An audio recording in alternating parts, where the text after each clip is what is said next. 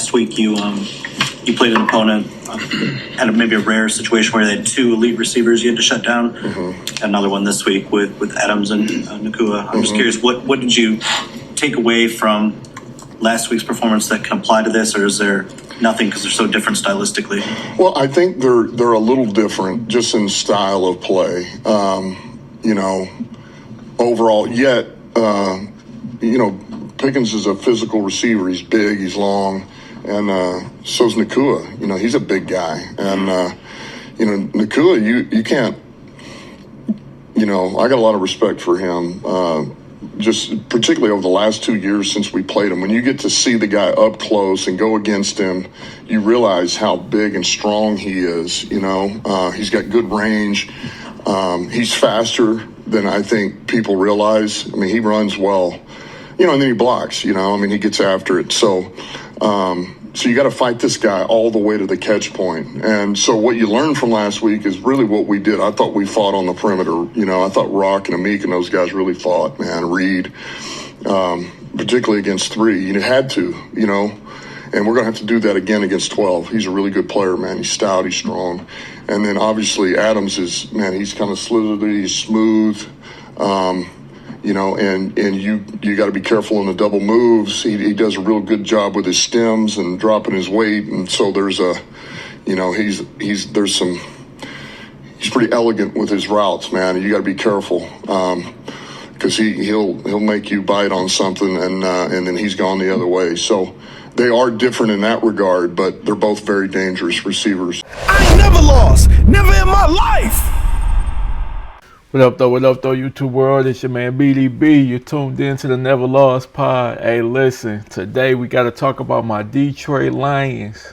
We got to fly out to LA, and we gotta stump these Rams out, man. We got to find a way to beat these damn Rams, man. Right now, the Rams are the #1 team in the NFC, man. They are #1. They are fighting hard to get that home field advantage throughout the playoffs, man. So there's a few storylines. We got my Lions fighting for their playoff life. We're trying hard to get into the damn playoffs. We're gonna go over that in the standings. We got the whole Jared Goff, Matt Stafford trade, man. Who really won that trade, man? That is it. I can't lie. Both sides are looking good. We're gonna dive into Jared Goff, Matt Stafford. Who won that trade? First, we're gonna check out a little bit of Dan Campbell's presser. We're gonna check out a little bit, and then we'll dive into some of those storylines, man. Let's see what's going on in the presser. Point here this season. Muhammad was defensive player of the week this week. He had the 3 sacks. Looked like you guys used a little bit more on the edge for some of those. He was getting some of his production inside early on. Was that a game plan specific thing? Is there something about what he can do for you out there that you want to get him rushing more? Yeah, I mean, just putting our best rushers out there, and he's one of those guys. And so we felt like getting him on the edge opposite Hutch on some stuff. He had some early production too, so you're just going to keep going back to the well there. But he did a great job. He does a good job for us, no matter what. And he's playing special teams for us too now. He's running on kickoffs, and he does anything you ask him to do. And he cares about it, and he works at it, and whatever you need, he'll do. So proud of him, man. He helped us win that game the other day. Man, ain't no way they got more. Hey, that's crazy on special teams. Is wild. Unless he talk about trying to block field goals to punt, he can't be a gunner. Maybe we'll see. What have you thought about Davenport's performance since he's been back? I'm sure there was probably at least a little rust he needed to knock off. Yeah, I mean, there's. I would say that's probably the best way to say it is just getting his legs back under him here a little bit. The good news is that every week we've gotten a few more reps on him. He's getting some really good reps. Practice. He looks really good in practice. He's very disruptive, and so he's only going to get better from what he's had the last couple of weeks, the last 3 weeks of practice, or a few days that we've had. So this will be good for him. I'm glad we got him back. With Miles, does it speak to anything about him and how quickly he's kind of catching on, the fact that he just returned practice about a month ago and you already feel comfortable putting him into games? And they kind of did the same thing with Christian last year, but is that still a little bit unusual for him to? I think it's unusual. I think it's not always easy to do. Especially it's hard, especially when you're in the boat that they're in. When you don't get any training camp and you've only gotten limited practices. I mean, that's not it's not easy to do. But it's where we're at. We need to get a look and we need a little help. And And so, let's throw him out there. And, he got some valuable experience, and he's going to learn and grow from it. He'll be better because of it. So that's a good thing. In the situation that you have at tight end, what kind of lift does Jameer give in the passing game and just, being able to line him up in different positions, including the slot? He's an asset. He's a weapon for us. We've said that all along. This guy does serves many roles, and he gives us a lot of flexibility, with what we can do. So, I've said this before, the more that we ask him to do, the better he gets and the more he can do, but he allows us to do a lot. So, he's a good player. He's a good player. He's only getting better. I keep stressing this, man. Yeah, we can use Gibbs as one of our best players, if not the best offensive player that we have, man, maybe best player on the team. But at the same time, he is pretty small, man. We need to keep him healthy, man. Keep him healthy. And thus far, he haven't had a ton of injury problems. He had some here and there. But we got to keep Gibbs healthy, and I just don't I don't want to run them into the ground. If we're going to use them more in the passing game, cool. But take some of them carries up off of them, man. Mont getting less than 10 carries over the last at least 4 games. I don't like, man. I need him to get the ball more in Montgomery's hands. Get him some more carries. Last week you played an opponent, had maybe a rare situation where they had 2 elite receivers you had to shut down. Another one this week with Adams and Nakua. I'm just curious, what did you take away from last week's performance that can apply to this, or is there nothing because they're so different stylistically? Well, I think they're a little different just in style of play. Overall, yet, Pickens is a physical receiver. He's big, he's long, and so is Nakua. He's a big guy. And, Nakua, you can't, I got a lot of respect for him. Just particularly over the last 2 years since we played him. When you get to see the guy up close and go against him, you realize how big and strong he is. He's got good range. He's faster than I think people realize. He runs well. And he blocks. He gets after it. So you got to fight this guy all the way to the catch point. And so what you learned from last week is really what we did. I thought we fought on the perimeter. I thought Rock and Meek and those guys really fought. Man, Reed, particularly against 3, you had to. And we're gonna have to do that again against 12. He's a really good player, man. He's stout, he's strong. And then obviously Adams is, man, he's kind of slithery, he's smooth. And you got to be careful in the double moves. He does a real good job with his stems and dropping his weight. And so there's he's pretty elegant with his routes, man. You got to be careful because he'll make you bite on something and then he's gone the other way. So they are different in that regard, but they're both very dangerous receivers. The tight end room being revamped. What do you like so far about having Burks or Rucci and Ricci on roster? Well, the Rucci and Ritchie brothers just got here, so I don't know a ton, but just for the short period of time here, they're good, and we'll see where we can go with them. Obviously, Ferk, I got a lot of trust in Ferk. Was here before. I know what he is. We know what he is. He's a smart guy. He's pretty crafty, savvy in the pass game. Can do a lot of different jobs. And so can Zylstra, right? So we know what those guys kind of deliver. And then, Skip is our kind of de facto tight end too that we use. So we'll see where the other 2 guys, where they can go or where they can help and how they can grow. But I got a lot of trust in Ferk and Shane. Sorry, Hutch said last week that you guys took the reins off the D-line a bit just to create more and to rush with more of a pass-first mentality, even when it might be a run. Just how much credit goes to your linebackers, maybe Jack in particular, for allowing you guys to rush more aggressively and to put out fires against the run if they need to? Well, yeah, I mean, there's a lot said. We put an enormous amount of strain on those 3 guys. On Jack particular there in the middle, but Alex as well, and then even Barnes. So, but those guys do. We asked them to do a lot, and they do a million jobs for us. And it was really, it was a good job by Shep. It was a good job by Casey too, our D-line coach. That was a lot of that was, hey man, this is what we need to do against this opponent. This is how we can help ourselves, depending on what the play is or the situation is. But there's no doubt, if you don't have the backers we have, you can't do that because you'll be in trouble. You'll get gutted for a lot of runs, a lot of yards inside, which we were able to minimize. Especially in the light box. When you look at Jack in particular, you're starting to see things, first linebacker since Chris Spielman to do this or whatever. Just overall, man, how valuable is Jack in what you do from a game preparation standpoint, and obviously what he means to you in the middle of that defense on Sunday? Well, I mean, I don't know if you can put it into words. He's extremely valuable. Right now, first of all, he leads the team in the amount of reps that he's played for a season. He's taken more reps than anybody on his team. He plays on kickoff for us, and he's an asset on kickoff, and then everything you see on defense. He doesn't come off the field. He's our bell cow, green dot, and he does. And the guy is. He's smart and he's instinctive and he is snap the whistle all out all the time in practice too. He doesn't take plays off. He doesn't take days off. He goes after the football. He's a ball guy. So he's invaluable. You talk a lot about your coaching influences in your past. What do you see about the way that Brad brought things from LA and that Rams organization that's helped you build here? And are there any similarities in the organization that you see mirrored because of his upbringing within that organization? Well, I think you're always going to take bits and pieces of where you kind of learned and grew under and those thoughts. And I just think, they've always done a good job of drafting. They draft football players. They find guys and they go get their guys. And I think that's a lot of what we do here too. And I think that would be a better question for Brad. But certainly there's you can't argue with what they've done with the players they drafted. They got some really good players in all rounds and free agency like we have. So, and that's kind of the tree he's from. So certainly you're going to have a little influence from it. All right, we're going to leave it there. Listen, hey, we got a big game on our hands, man. Right now, again, we are fighting for our playoff lives, man. Right now, we are just outside the playoffs, but we got a chance. To make some noise. This will be a huge, huge win. If we can win this game right here, man, this will be a big-time win for us in the standings. Let's check it out and see where we're landing right now.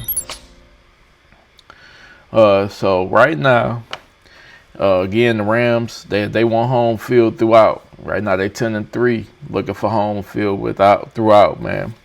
Right here, my Lions, we at the 8th seed, man. I'm hoping Cleveland can beat Chicago. It's a long shot, but there's a chance, man. We still play Chicago one more time. We also play Minnesota. San Fran, I'm not sure who they got this week, but they've been up and down since Purdy. They've been up and down, man, with injuries and different things to that defensive line. Obviously, Purdy coming back. It's been they've been up and down. They may lose some games, but again, our season can end and can begin and end with this game right here versus the Rams, man. This is a huge game. I think we have a big opportunity to win this game, man. I think we absolutely have a big opportunity to win this game, man. All right, now let's get into another important storyline, man. The trade of Jared Goff for Matthew Stafford in 2021, man. Initially, when this trade happened, I thought it was a terrible trade. Even though I had my gripes and issues with Matthew Stafford, I hated Jared Goff. I thought he was a terrible quarterback, man. So trading Matthew Stafford for Jared Goff was a terrible idea to me, man. And that first year, Stafford went over there, took them boys to the Super Bowl and got a championship, man. But we're going to check out the stats and just see how everything panned out. And let's see, overall, if anybody won this trade or if this was a pretty successful trade overall for both teams, man. We're going to check out Matthew Stafford first. As I stated, 2021, he lit it up. This was, one of his best years as a pro. 67.2% completion percentage, 4,886 yards, 41 touchdowns, 17 picks, and they went on and won the Super Bowl first year on Los Angeles Rams, which is crazy, man. So right off the bat, this was looking like a bad trade initially because Stafford went over there and won the Super Bowl. It was crazy. The next year, Stafford gets hurt. He only threw for 2,000 yards or whatever, down year. Following 2023, 3,965 yards, 24 touchdowns, and 11. Wasn't the best year for Stafford, to be honest. Since the injury, it's been kind of going downhill from there, except for this year. This year, 2025, Stafford has been lighting it up. Possibly, he's possibly going to win the MVP. 2024, 37, 62, 20 touchdowns, 8 picks. Again, just it's an okay year, but for Stafford, these are anything less than 4,000 is a down year, man, typically for Stafford. But right now, he's back, man. He's at 3,354 yards, 66.7 completion percentage, 35 touchdowns, just 4 picks. He has never had a touchdown to interception ratio of 35-4. That's insane. That's insane, man. That's insane, man. He's actually cooking up. He's actually cooking up this year, man. So Stafford, since he's been on the Rams, man, has looked really good. I think for the Rams, you got a Super Bowl out of it. He's still cooking to this year. They look like possible Super Bowl contenders this year. You can't be mad at what you got back for Jared Goff, man. Even though Goff was a little bit younger, I think his time and St. Louis at the time had kind of ran this course. Man. But let's see what Goff has been for the Lions, man. He comes to the Lions first year, 3,245 yards, 67 completion percentage, 67.2, 19 touchdowns, 8 picks. These stats is what I known Jared Goff to be. He had a couple years where he lit it up on the Rams, but this was what I expected out of Goff, to be honest. I didn't think he was super talented. I thought he was more of just a a game manager, man. Didn't really make plays. I still think this, man. He depends on playmakers to make the plays, and he just limits mistakes. The next year, 2022, 44-38 for the yards, 65% completion percentage, 29 touchdowns, 7 picks. You know, a solid year, pretty solid year for Goff. Compared to Stafford, just the year he got hurt, you know, he had a pretty big 2022. 2023, 4,575 yards, man, 30 touchdowns, 12 picks, 67.3% completion percentage, man. So Goff was, you know, he's been doing this thing, man. He's been having a lot of success. We got so many weapons around him, man. Sometimes I wonder if we had Stafford, because when Stafford was on our team, we never really had a good running game. I wish he had Dan Campbell as a coach. That would have been crazy too. If he had Gibbs, Montgomery, J-Mo, man, Stafford, I'm convinced Stafford would have won the Super Bowl here in the D, man. He would have won the D for sure. But going back 2024, Goff had a great year. Both of these years, 23 and 24. 23 was probably our best year. We went to the conference championship. We had a real good chance at winning the Super Bowl. That year we lost to San Fran. That sucked. Everyone thought we was gonna win in 24, man. We was lighting it up. Goff had his best year as a Lion, 4,629 yards, 72.4 completion percentage, 37 touchdowns, 12 picks. We went in as the best seed, and we got ran down by a goddamn rookie in Washington, man. Commanders whooped our ass. It was a terrible game. But here in 2025, Goff 70% completion percentage, 3,334 yards, and he's doing this thing 110.2 passer rate. And man, this year, Goff is looking all right, man. He's looking like, I can't lie, I've seen a lot of regression in him. He's looking okay, man. More than anything, our playmakers are coming into their own. The J-Mos, the Gibbs, you know, St. Brown. Everybody is so good, man. It makes Goff look really, really good. But I think he's been actually regressing this year, man. He hasn't been looking all that great, but hopefully he can still lead us to a Super Bowl, man. Overall, this trade, I believe, this was a win-win on both sides, man. Because you can't argue with Stafford taking them and winning that Super Bowl, but I can't argue with Goff lighting it up and having the number one offense pretty much year after year with the Lions, man. So I think this is one of those rare times where the trade was great for both franchises, man. It was really, really good for both franchises, and I think, you know, they both went on and prospered from the trade, and it was necessary for both of us. Listen. Overall, I think my Detroit Lions, when they play when they play the LA Rams, they're going to go in there. Hey, we going to have a shootout, man. It's going to be an absolute shootout, man. Can we win this game? I think we can. I think we got a great opportunity to win. I think it's going to be, again, an absolute shootout. I think we win this game 38-35. It's a 3-point victory, man. I think we go in there and Goff has one of his better games. I think J-Mo has a big game, man. And I think we pull it off in LA. We pull it off in LA because we got to have this game so that we can go ahead and get to the playoffs, man. Hey, this is my predictions. We're going to light it up, man. This is a good game to bet some stats. Y'all should get y'all money's worth, man, even though both defenses are pretty good. The Rams defense is a lot better than ours just because we got so many plug-and-play pieces. But at the end of the day, man, it's going to be a lot of points on the board in this game. Hey, this is BDB, man. I appreciate all the love, all the comments, man. Like, comment, share, subscribe. NevaLoss Pod, man. Y'all have a good one.